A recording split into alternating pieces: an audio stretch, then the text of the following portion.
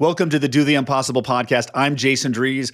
Don't forget to join me every Monday for my weekly mindset alignment call. Go to mondaymindsetreset.com to sign up. Today, I'm excited to talk to Ryan Kennedy. I was a guest on his podcast a few weeks ago. He works with a lot of amazing people. He works with people with beards. He works with people in real estate. He's based in San Diego, so he's getting better Mexican food than I am in Austin, Texas. With a background in clinical nutrition, he also focuses on functional medicine, naturopathic medicine. He's engaged, surfs, mountain bikes, spearfishes. I think you said. Did you say spearfishing? I did, yeah. Spearfishing. You got a nice tan going, so that's good. I can see you've been outside. Ryan, good to talk to you today, man. Thanks for having me, Jason. Yeah. So what should we talk about today? How can I help? Well, I think you're uniquely qualified to help me with a potential transition I've been contemplating in my business. So as you mentioned, I'm in health and wellness, and the primary component of my business is my private practice, where I consult with people one-on-one, and I'm the only practitioner. And so I've grown to a point where I've got enough patients that I'm starting to think, okay, I either need to start a waitlist or hire another practitioner or a coach that can work alongside me to offload some of my my business to, because I can only handle so many people. There's only so many hours in the day. And the thing I'm struggling with, Jason, is that I love what I do. I love working with people. I don't love managing people and managing employees, and have had mixed experiences in the past. And everyone thinks they can do certain things a certain way. And I'm always concerned of, especially in the field that I'm in, of someone giving out a recommendation I wouldn't have, and a patient having a not so great reaction to it. And then I'm liable because they're, under my umbrella of my practice. And I've also talked with other friends of mine in the space who have grown their businesses in the health and wellness field and hired on a bunch of coaches and have grown, their business. And now they're like, Ryan, I'm jealous of you because I spend all my day putting out fires and being the CEO. I don't actually work with people and do what I got into this industry for. Okay. And so I'm at this turning point where I'm working to figure out and get aligned with what I want day to day, and how that would look, and how to have the biggest impact without increasing my stress, and all these things I'm sure you dealt with, Jason, as you were growing your business. So I thought it'd be a perfect thing for us to dive into. Okay. Yeah. I understand completely what you're saying. I've been there. So thank you, Ryan, for sharing your situation. Like, what specifically is your question that I can help with? Like, where should we go about that? What questions or self-analysis would you recommend for discovering what path A or B I should take, whether I keep doing what I'm doing, increase prices, continue to be the sole practitioner, or hire on other coaches? What would the process look like to discover, kind of self-discovery process? Okay, that's a good question. I like to simplify this, And I asked myself the same question. If you look at my past, when I started getting more clients than I can handle, I was like, do I put out a little velvet rope and crank the prices, or do I get a team, right? And of course, cranking the prices and the velvet rope would have probably been the easier path. Yeah. Which I like. I like simplicity, Jason. Simplicity. So let me ask you, what do you want to do? I'm torn. I see the benefits of both avenues. I have a deep desire as part of my mission and purpose and passion in life to help more people. And working as a sole practitioner one-on-one, there's a limited number of individuals whose lives I can touch. Yeah. But on the flip side, I like a low stress, simple day-to-day where, I get on calls and talk to awesome people about a topic I'm very passionate about. So to answer your question, I don't know. I don't know what I want to do. That's why we're here. Okay. So you like the simplicity. Mm-hmm. You don't necessarily want to build this big thing that's a pain in the butt to manage. Mm-hmm. Although at the same time, you want to expand your impact. That's right. Okay. Sounds familiar. And I think there could be some preconceived notions and limiting beliefs around building this big thing, that it is a pain in the ass. I don't think it has to be. And I recognize that. Yeah. But I think it could be. Well, yes, right. Because if you haven't done it before, you're basically pulling in what your brain has been conditioned to think about it. Right. Mm-hmm. So it's like, oh my God, you gotta hire, you gotta train, you gotta do employee manual. So it can just seem like a headache, especially when that's not your specialty. Like my specialty is not that stuff. That's right. And one thing we can also do is we can define how a process is going to be. The reason we can define the experience is because our experience of the process is our beliefs about the experience, right?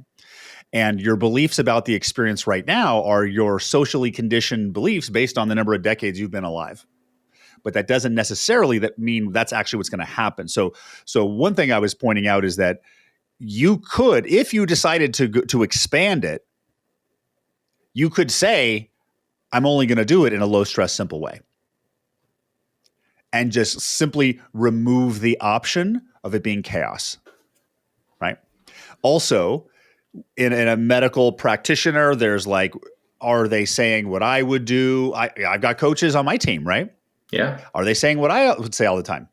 No, they're different people, right? Yeah. So there are processes in place that you can cover yourself legally, right? So that's just a process so that you're not legally in trouble. And then part of it's also your point of view. Like you want your right way, your way is the right way, which is, this is a very, very close to home conversation, right? Because I was the same thing. It's like, I'm coaching, I discovered this frame shifting process, and trying to teach everybody how to do that is, I don't even know how I do it. So teaching it has been hard. One thing I've learned from my experience in coaching is that success in coaching is a combination between me and the client, the coach and the client, just like success with health transformations or vitality is a combination of you and the client. And at the end of the day, you could show up 100% and they don't take any action, right? And sometimes what I've found is that we don't get the coach or the resource we want. We get the coach or the resource we need. Right.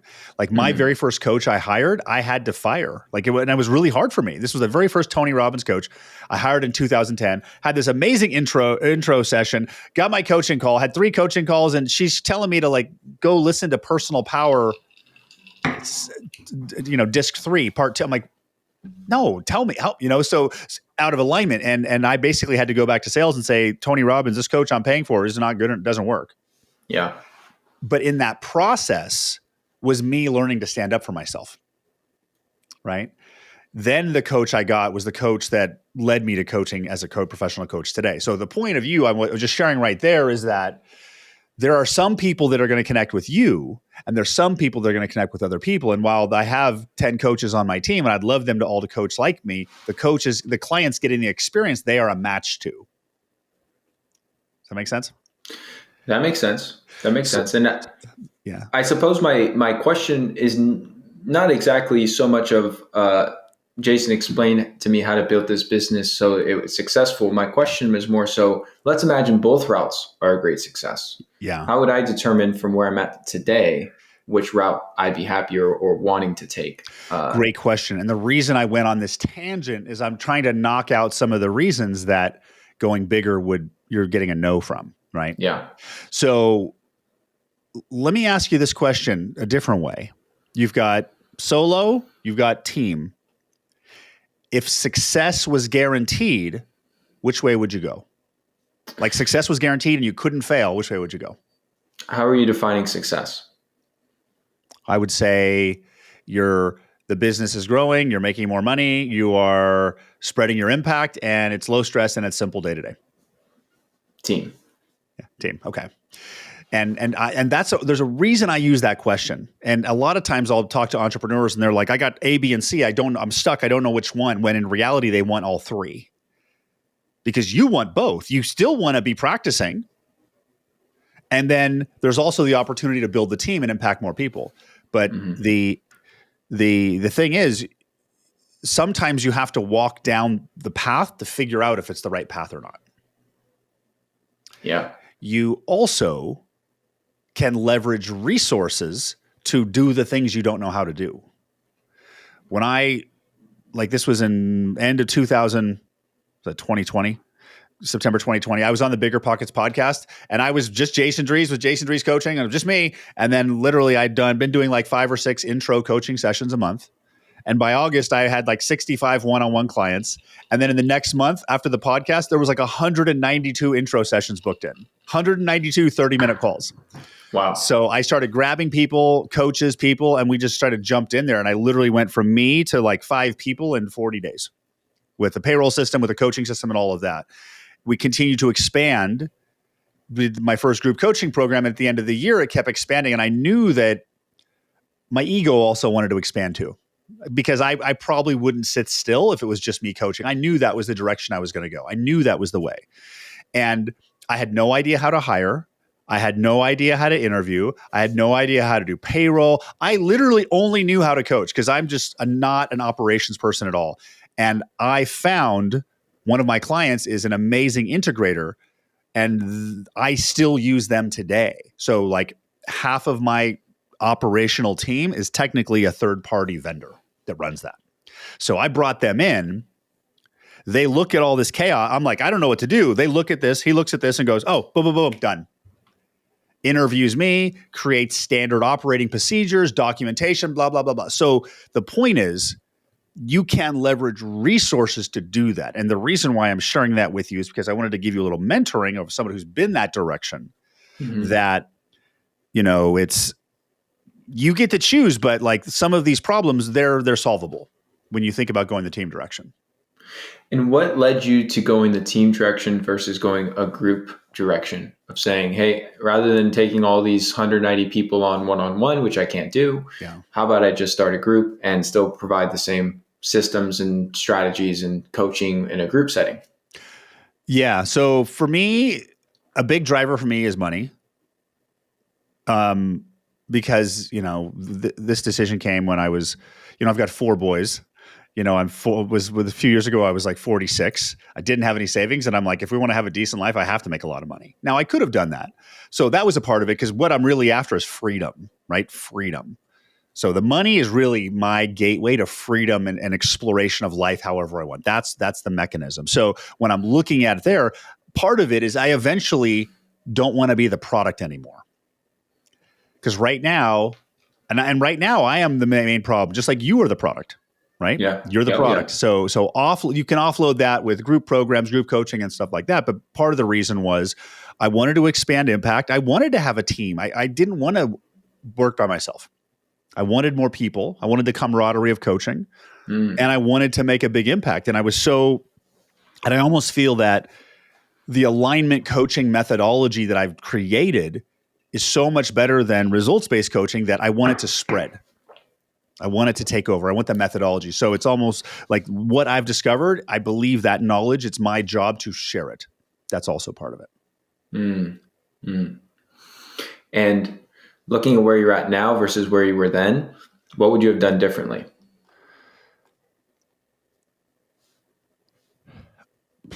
I don't know. It's hard to say from that point. We got us here. I probably would have learned to manage money a little bit better. Probably. There's always the ability to manage money a little bit better. I probably would have leaned into social media more. Social media in the past has been like a love-hate thing for me. So, and probably get better at marketing. I don't really, that's a good question. But for me, the question of going solo or that route was a question that came up and I was answered in 30 seconds. And what I would say to clients who've created an amazing lifestyle, because that's my perception. You've created a community, you've created income, you've created friends, you've created clients that you love, is that if a person stays comfortable too long, they'll start declining, because life is about growth and expansion. Now, just, we've talked a handful of times, and my intuition's telling me that if you stay here long enough, you may get bored, right? Because, and I've also worked with investors who've sold companies and they've made lots of money, and then they're sitting there 2 years later and they're on the beach in Maui and doing yoga, and now they're bored again and they're starting to get depressed, because part of life is growth and expansion. So the next, and you could also decide when you do, I'm going to build a team next year, or I'm going to find an amazing resource who does it all for me. You could do that as well. You can also test it out too.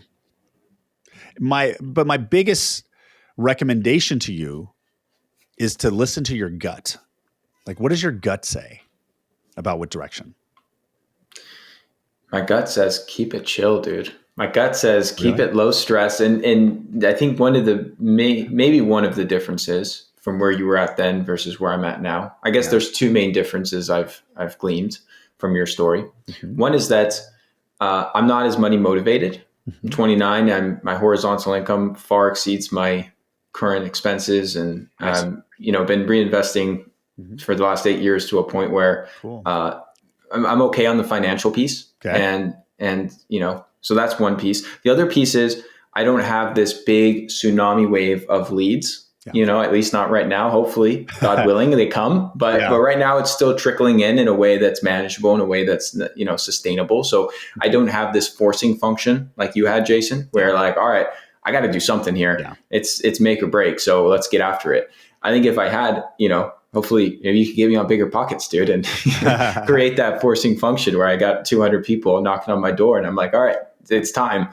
So that's another thing where I'm the beautiful thing about that is I'm in a kind of chill spot where I don't have to make a move one way or another tomorrow or next week. Yeah. But that's also keeping me more in this decision-making phase.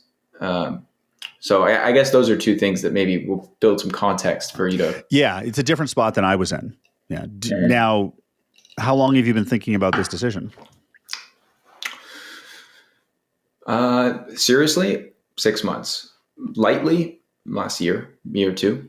It wasn't until towards the end of last year that my capacity was even close to full. So I didn't really I'm more of a guy that's, hey, let's focus on the income generating activities that are right in front of you. Let's not focus on building out a team and doing this stuff when I just need, more patients in the door. Mm-hmm. But I would say 12 months ago, it started to get closer. End of last year, I was like, okay, it's getting close. And now within the last 6 months, it's been like, okay, I need to do something. How are you feeling about this process of deciding where to go? It feels heavy. It feels heavy because to your point, I could try it, but I'm not one to dabble. Mm-hmm. And it almost seems not wise to be hiring people, providing opportunities for them, positioning them with, new patients and customers in my business, and then pulling the ripcord and saying, nope, not for me. I don't want to half commit, if that makes sense. Sure. I don't want to just say this is a trial period because it's other people are involved. So it's not just like a personal experimentation.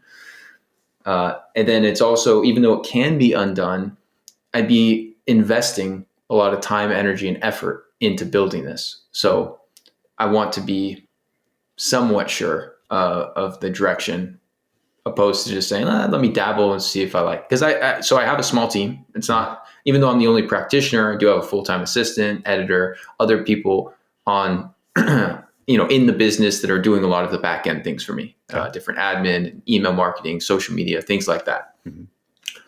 And my experience working with those people has been, I'll say decent, Jason. It hasn't been stellar, that as far as my enjoyment of it, I mean. Sure. Trying to motivate them and, asking for things to be done a certain way and they don't get done that way. And then I have to, end up doing some level of fixing on that piece and the communication aspect. I don't enjoy it the same way I enjoy working with patients. Okay.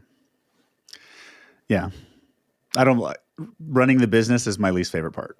Yeah. And that's kind of my thought process. I share a similar, personality there.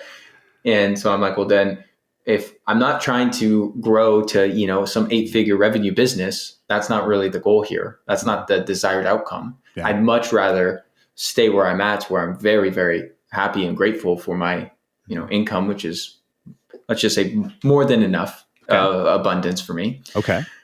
And keep it low stress, man. I like to optimize my life for no stress. I practice what I preach, Jason. So I don't want to be like waking up at 2 a.m. worrying about this or that, or having to sacrifice, my fitness or my nutrition or my other, high priorities in my life, because now I'm packing on this growth component to, what I'm doing right now.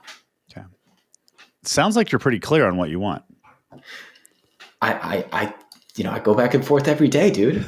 So it's, you would think so. You would think I'm siding one way or another, which just seems obvious, but which way I'm siding. But at the same token, as I continue to grow more and more, I reevaluate and reconsider. It's like, oh, I just signed on 2 more people last week. Oh, I got 3 more intro calls this week. Yeah. Oh, I'm going to be giving a presentation to 150 people next month. Mm-hmm. What's that going to create as far as new patient volume? Yeah. And looking at my current load of 95 one-on-one patients and thinking, how many more could I realistically take on before I say this is too much? Yeah. And I am digging into those life personal priorities that I mentioned to you. Mm-hmm. I'm not that far from kind of after another 5 or 10 people saying, hey, I gotta put a wait list or stop, just onboarding people here. Mm-hmm. So that's why I keep reconsidering, even though I'm siding in my mind is like, yeah, let's just keep things rolling, dude. This is great. I'm like, well, shit, man, there's also some things coming up that may make it a little different. Yes, and I can hear that, and I love the clarity and alignment where you're at. It's awesome. At the same time, at 29, I'm like, oh, you got another growth phase coming, right? So I'm like, okay, so ride that current wave, yeah, but at some point you're going to have to paddle out to a new wave, right? And from a mindset perspective, the way we can think about this is that, I think we talked a little bit on the other podcast, but basically the thoughts you think come from your mindset. Your mindset, the thoughts you think come from the frequency of you, which I call your frame, like the vibrational frequency of your consciousness. Like, for example, your body's made of energy. It's pure atoms.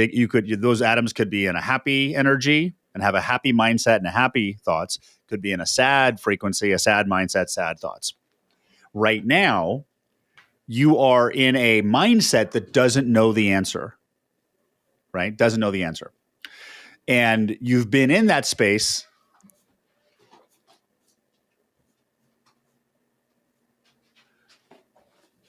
My boys.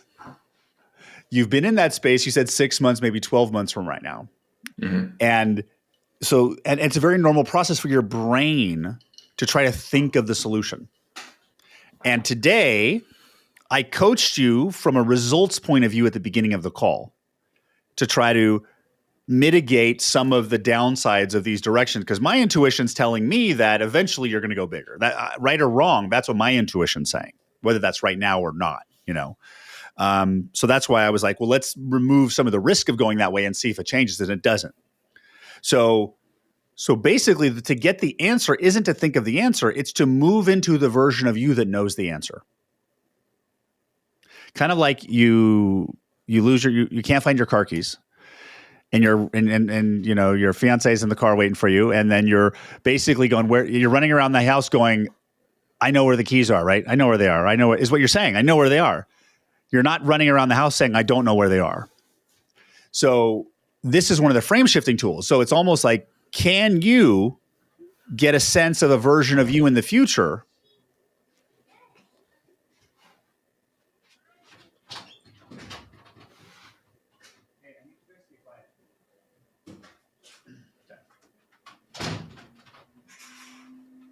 Sorry, they're trying to find my wife. So can you get a sense of the version of you in the future that knows the answer? Well, the challenge here is it's not black and white, right? I don't think there's a yes/no answer per se. It's like, this could work in these ways and be great in these ways and have these downsides. This could work in these ways and be great in other ways and have other downsides. So, right, it's not like a distinct, line in the sand where it's like, this was freaking awful, this was freaking great. I think they could both be great, right? And I don't know what the version of me in 3 years is going to, or 5 years or whatever, it's going to look back at and say, man, I'm so happy I did this, or versus that. So let me back up a little bit. Okay. So, the way we actually frame shift is the tool that I discovered to basically help us put our frequency in the version of us that knows what to do. Okay. And we frame shift all the time.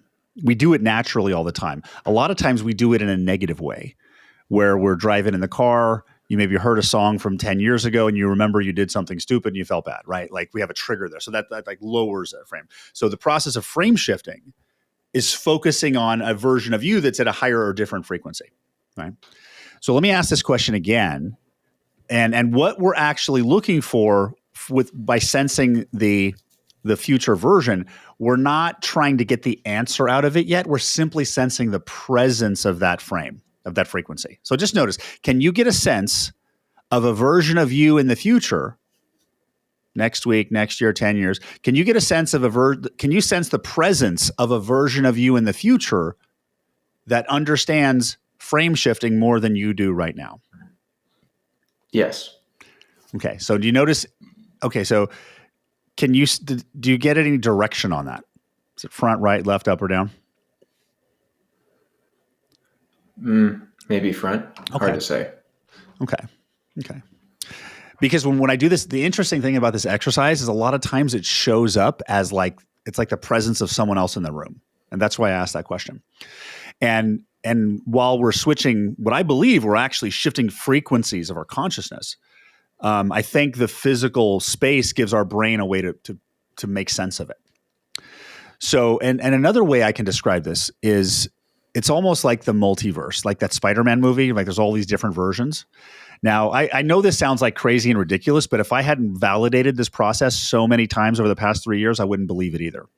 So we know right now from your current version, you're not sure what the answer is. You want the answer.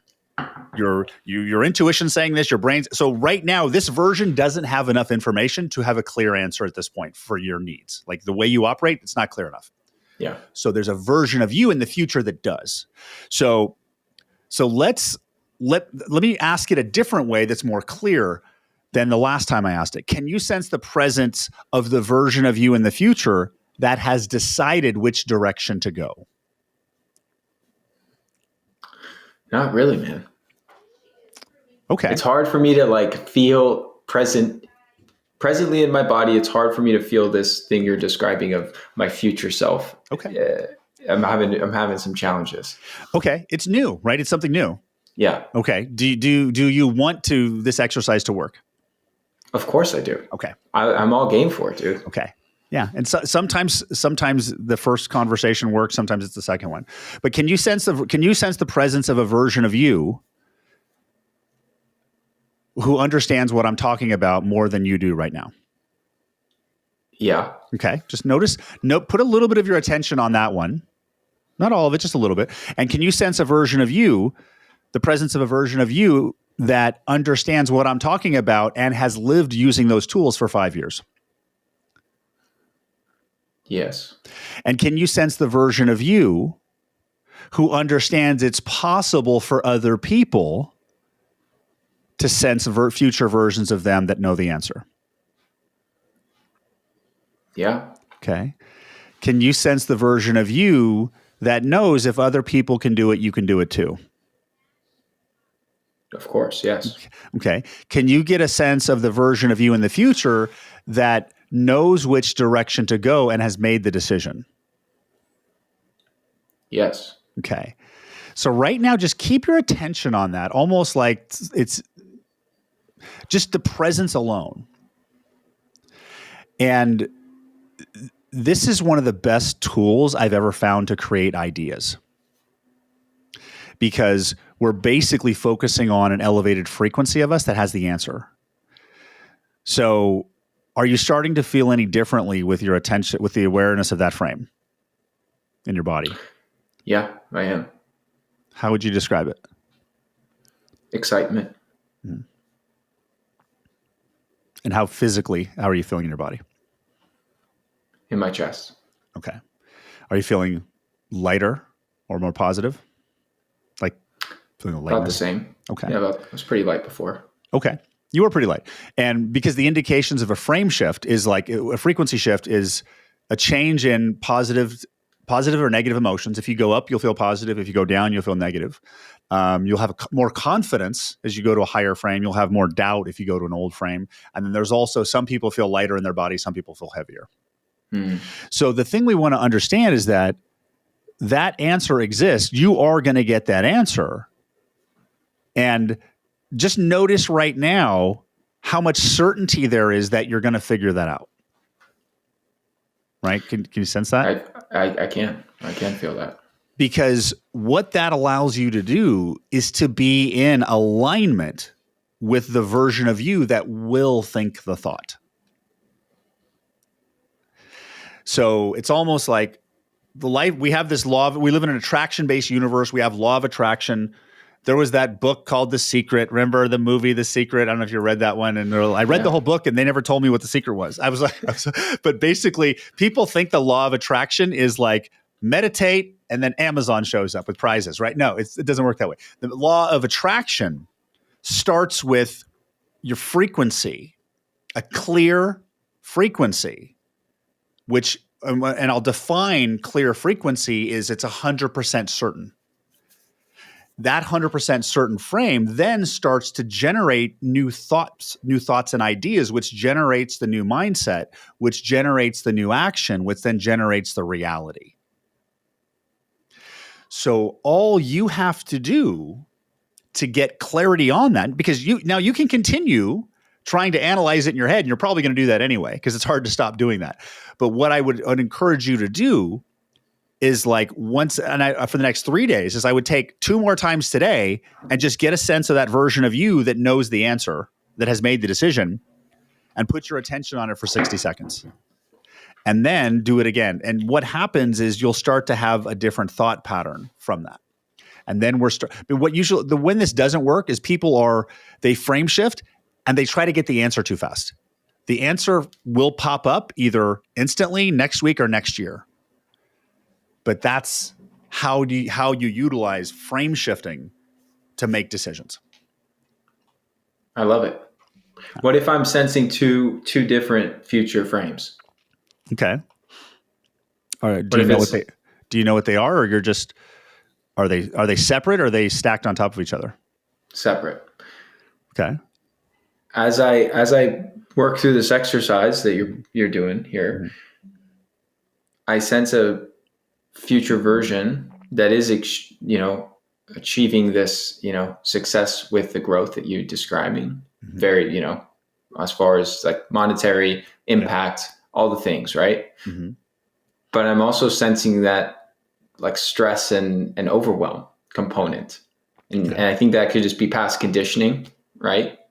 Creeping into this activity that we're doing. Mm-hmm. But I'm sensing that on one end. And then on the other end, I'm sensing just the really laid back, relaxed lifestyle I'm kind of currently living, but to your point, a little bit bored, like of just, not challenging myself enough.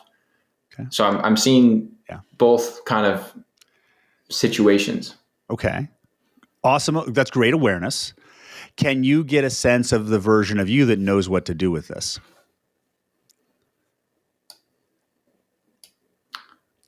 Yeah, I think we got to go for plan C, Jason.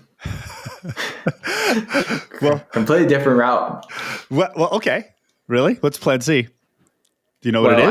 I don't know what it is. That's what I'm saying is, okay. I think there's another way of doing this than growing a big team and having a big operation. And then there's another way of doing this that's also not solely me. And I don't know what that is. Okay. But I think there's opportunities for where I'm at and where I want to go that I'm not seeing yet. Perfect. So my point is just to because when it leads you to a question and you don't have the answer, go to the frame that has the answer. Okay. And because basically you can take direction in the known, right? You can buy 100 clients. I want to go to 150. Like you know what the plan is. You could map it back, right? But what we're going into is we're going into the unknown. That's right. And in the unknown, you can't map 12 months backwards because the unknown 12 months backwards will be your conditioned mindset, right? Mm. So when we start going in the unknown, we can literally do an action step one step at a time. That's how that intuitive guidance goes. So my recommendation to you is to continue that discovery of where you're going next. And when you get to a situation where it's like A or B, this feels great. This does.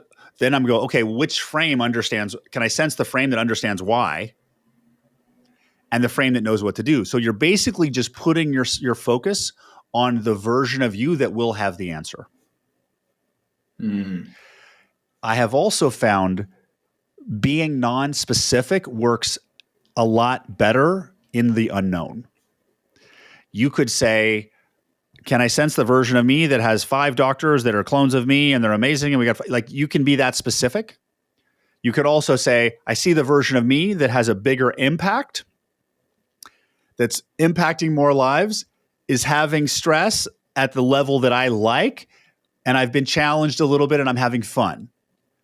And notice how non-specific it was. So that non-specific allows life to fill in the gap, because it could be you get inspired, you write another book, and then that one's better than the next one, right? It could also be you get on a TV show. It could be you get in a movie. Who knows? We don't know. Yeah, you're right. And when we hold frames on specific targets, like 5 doctors at 100 a head, we literally shut down possibility. So my recommendation to you is, like, start with the global macro frame that says, I'm going to figure this out 100%. And it's going to be great. It's going to be fun. And I'm going to expand my impact. I'm going to expand my wealth. I'm going to expand my simplicity and ease to the world, because I'm not going to stop until I do those things. And when you say it with a decision at the end, it allows you to create certainty in that non-specific frame. I love it, man. Awesome. Cool. How are you feeling now? I feel fired up, dude. I'm ready to get after it. We're going to figure this one out. Oh, yeah, we are. Yeah, we are. It's already figured out. Just time hasn't caught up yet. Yes. And the more, the less rush you're in, the faster it'll come up.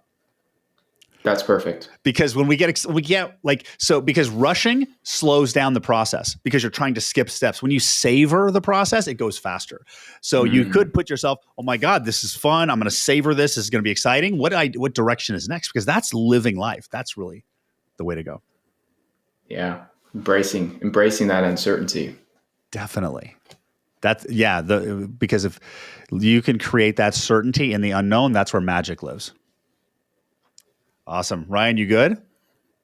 I'm great. Awesome. It was great to connect to you today. So thanks for joining. Thanks, Jason. And for everybody else, thanks for watching. I'm Jason Dries with the Do the Impossible podcast. To get your own experience of coaching, you can go to freeintrosession.com, and my team will walk you through an introductory coaching session. And I will see you on the next episode. Thank you. Bye-bye.